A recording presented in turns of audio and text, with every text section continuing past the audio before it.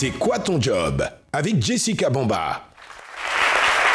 Alors effectivement, quand on a la chance de faire de longues études, de faire des études tout court et d'avoir des diplômes, trouver un emploi, ce n'est pas toujours évident. Alors qu'on n'a pas de diplôme, c'est encore pire, franchement. Mais il existe quand même, ne vous découragez pas, il existe quand même des métiers où on n'exige pas véritablement de diplôme. Peut-être une formation, une fois que vous êtes dans ce métier-là, pourrait vous aider à gravir les échelons assez rapidement. Donc le premier, le métier d'agent d'accueil, docteur Philo.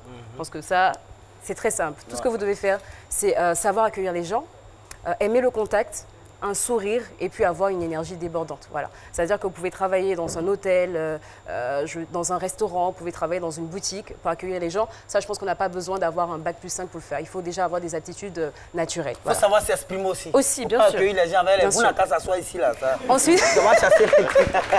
ensuite, le deuxième métier, le métier de livreur.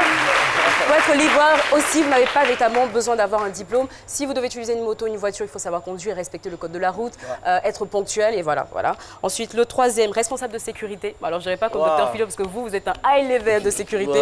Responsable de sécurité pour surveiller un magasin, un restaurant, un hôtel, même si je pense qu'après, vous allez avoir besoin d'une formation. Ensuite, être vendeur. J'aime bien quand vous dites responsable de sécurité, c'est mieux que vigile. Non, je trouve qu'ils sont comme un responsable de la sécurité d'une façon ou d'une autre. Voilà. C'est bien, c'est mieux comme ça. C'est plus élégant, n'est-ce pas?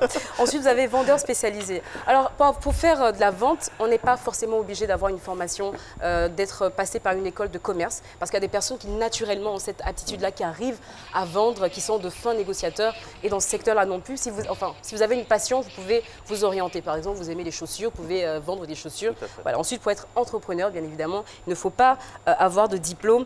Et le dernier métier qui, pour moi, est le plus beau, c'est le métier de maman.